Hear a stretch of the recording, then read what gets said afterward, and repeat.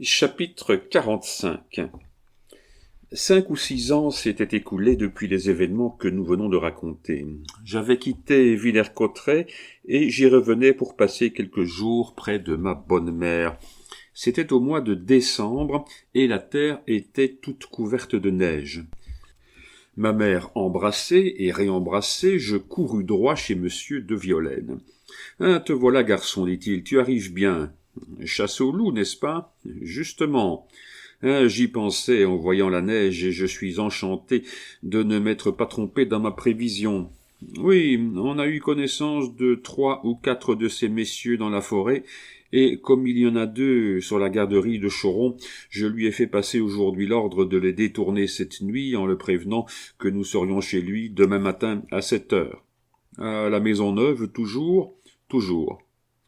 Et que devient-il, ce pauvre Choron? Tue-t-il encore les sangliers à coups de baïonnette?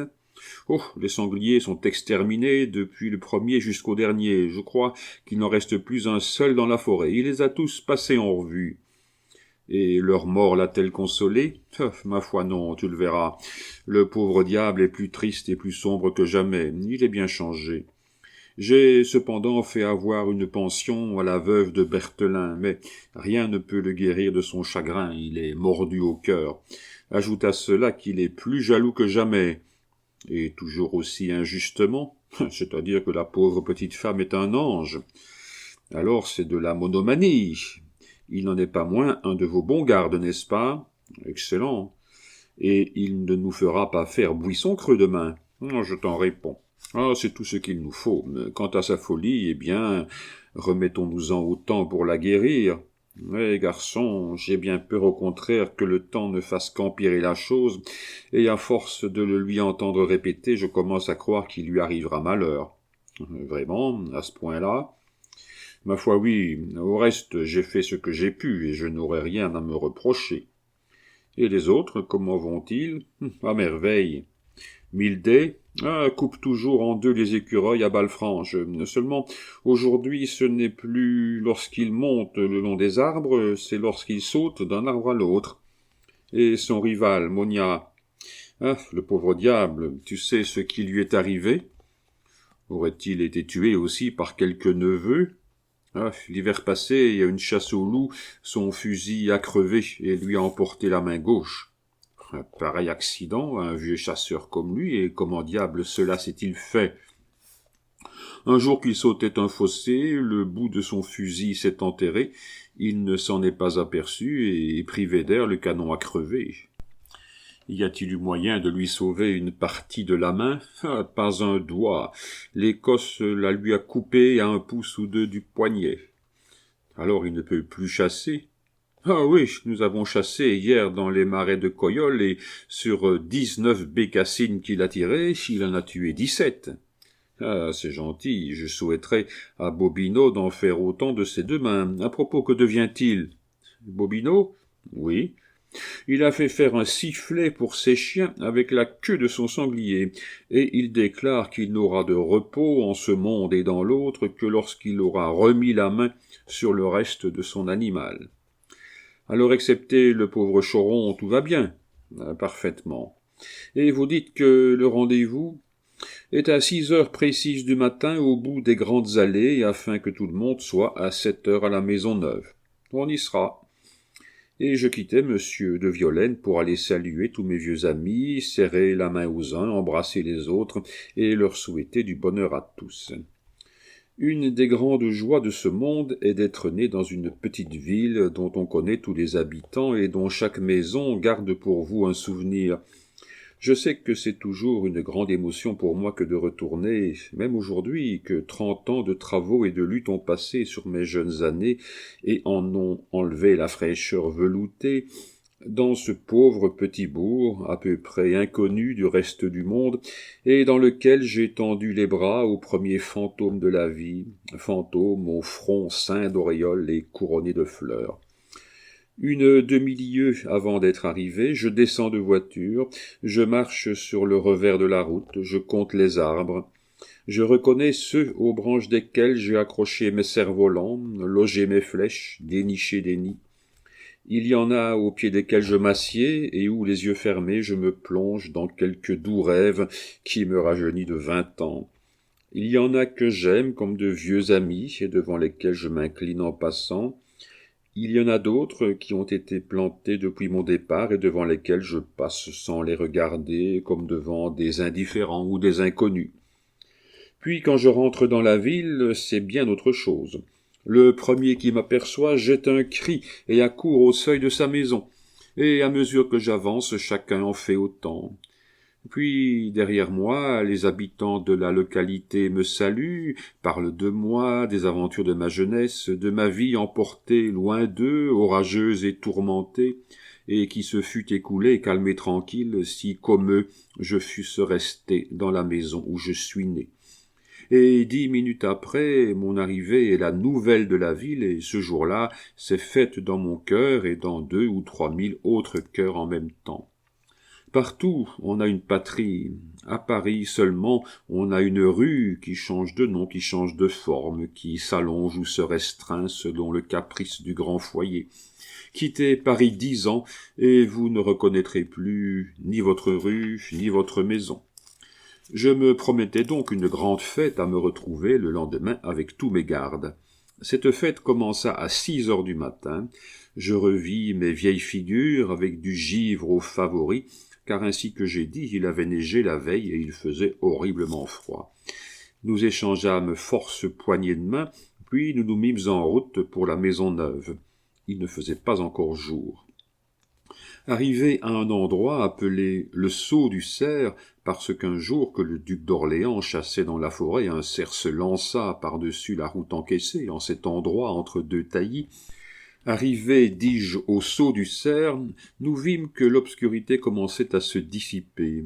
Au reste, le temps était excellent pour la chasse. Il n'était pas tombé de neige depuis 12 heures, rien n'empêchait donc de suivre les brisées.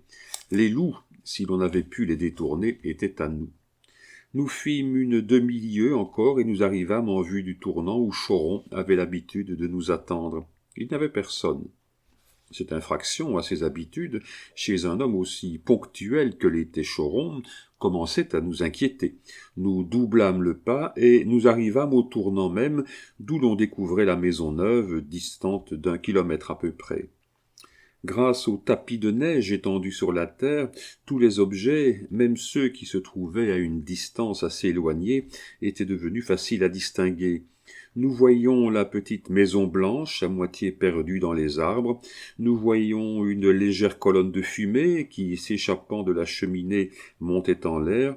Nous voyions enfin un cheval sans maître, tout sellé et tout bridé. Mais nous ne voyions pas Choron. Seulement nous entendions ces chiens qui hurlaient lamentablement. Nous nous regardâmes les uns les autres, en secouant tristement la tête. Notre instinct nous disait qu'il avait dû se passer quelque chose d'étrange, et nous hâtâmes encore le pas. En approchant, nous ne vîmes rien changer à la perspective. Arrivés à 100 pas de la maison, nous ralentîmes notre marche malgré nous. Nous sentîmes qu'en étendant la main, nous allions toucher à un malheur. À 50 pas de la maison, nous fîmes presque une halte. Cependant, dit M. de Violaine, il faut savoir à quoi s'en tenir. Et nous avançâmes de nouveau, mais en silence, mais le cœur serré, mais sans prononcer une parole. En nous voyant approcher, le cheval tendit le cou de notre côté, et les naseaux fumants se mit à hennir. Les chiens s'élançaient contre les barreaux de leur niche qu'ils mordaient à belles dents. À 10 pas de la maison, il y avait sur la neige une flaque de sang, et près de cette flaque de sang, un pistolet déchargé. Puis de cette flaque de sang partait, accompagnant des pas qui rentraient à la maison, une trace sanglante. Nous appelâmes, personne ne répondit. « Entrons, dit l'inspecteur. » Nous entrâmes, et nous trouvâmes Choron étendu à terre près de son lit, dont il tordait encore les couvertures entre ses mains crispées. À sa tête, sur la table de nuit, étaient 2 bouteilles de vin blanc, l'une vide, l'autre entamée. Il avait, au côté gauche, une large blessure, dont son chien favori léchait le sang. Il était encore chaud et venait d'expirer, il y avait 10 minutes à peine. Voici ce qui s'était passé, nous le sûmes le lendemain par le facteur d'un village voisin, qui avait presque assisté à l'événement. Choron, nous l'avons dit, était jaloux de sa femme, et quoique rien ne justifiât cette jalousie, on a pu le voir, d'après ce que m'avait dit l'inspecteur, elle n'avait fait qu'augmenter. Il était parti à 1 heure du matin, profitant d'un magnifique clair de lune pour détourner les 2 loups qui se trouvaient sur sa brigade. 1/4 d'heure après son départ, un messager était accouru annoncer à sa femme que son père venait d'être frappé d'une attaque d'apoplexie et demandait à la voir avant de mourir. La pauvre femme s'était levée et était partie à l'instant même sans pouvoir dire où elle allait. Ni elle ni le messager ne savaient écrire. En rentrant, à 5 heures du matin, Choron avait trouvé la maison vide. Il avait tâté le lit était froid. Il avait appelé sa femme, il l'avait cherché partout. Sa femme avait disparu. « Ah, c'est bien, dit Choron. Elle a profité de mon absence pour s'en aller chez son amant. Ne croyant pas que je rentrerai si tôt, elle n'est pas encore de retour. Elle me trompe, il faut que je la tue. » Il croyait savoir où elle était. Il détacha ses pistolets d'arçon, les chargea, mit dans l'un 14 chevrotines et dans l'autre 17. On retrouva les 14 chevrotines dans celui des 2 pistolets qui étaient restés chargés. On retrouva les 17 autres chevrotines dans le corps de Choron. Puis il alla seller son cheval et le fit sortir de l'écurie pour l'amener devant sa porte. Alors il prit ses pistolets et en mit un dans la fonte droite. Celui-là entra parfaitement. Mais la fonte gauche était par hasard plus étroite. Le pistolet trouva quelque difficulté à y prendre sa place. Choron voulut l'y faire entrer de force. Il prit la fonte d'une main, la crosse du pistolet de l'autre et poussa violemment le pistolet dans la fonte. La secousse fit détendre le ressort, le coup partit. Pour plus de commodité, Choron tenait la fonte appuyée contre lui. Toute la charge, plomb, bourre et poudre, pénétra dans son flanc gauche, lui brûlant et lui déchirant à la fois les entrailles. Le facteur, passant dans ce moment-là, accourut à la détonation. Choron était resté debout, cramponné à la selle. « Ah, mon Dieu, qu'y a-t-il donc, monsieur Choron » demanda le facteur. « Il y a que ce que j'avais prévu est arrivé, mon pauvre Martineau, dit Choron. J'ai tué mon oncle d'un coup de carabine, et je viens de me tuer d'un coup de pistolet. Il est écrit quelque part dans l'Évangile que celui qui a frappé de l'épée périra par l'épée. »« Vous tuez, vous, monsieur Choron » s'écria le facteur. « Mais vous n'avez rien. » Choron sourit, se tourna de son côté. Ses abris brûlaient, son sang coulait à flots par le bas de son pantalon qu'il rougissait dans toute sa longueur. « Oh, mon Dieu, fit le facteur en reculant, « que puis-je faire pour vous? Voulez-vous que j'aille chercher le médecin ?»« Le médecin, que diable veux-tu qu'il fasse ?» répondit Choron. Puis d'une voix sombre, « Est-ce que le médecin a empêché de mourir mon pauvre oncle Berthelin, dit-il. »« Mais enfin, commandez quelque chose, monsieur Choron. Ah, va me chercher 2 bouteilles de tisane à la cave et détache-moi un rocador. » Le facteur, qui chaque matin buvait en passant la goutte avec Choron, prit la clé, descendit à la cave, tira 2 bouteilles de vin blanc, alla détacher rocador et rentra. Il trouva Choron assis devant une table et écrivant. « Voilà, dit le facteur. « C'est bien, mon ami, dit Choron, pose les 2 bouteilles sur la table de nuit et va-t'en à tes affaires. »« Mais, monsieur Choron, insista le facteur, dites-moi au moins comment la chose est arrivée. » Choron réfléchit un instant, puis à demi-voix, « En effet, murmura-t-il, il n'y a pas de mal à ce qu'on le sache. » Et se retournant vers lui, « Quand je t'aurai tout dit, t'en iras-tu ?»« Oui, monsieur Choron. » Alors il lui raconta la chose, comme disait le facteur, dans tous ses détails.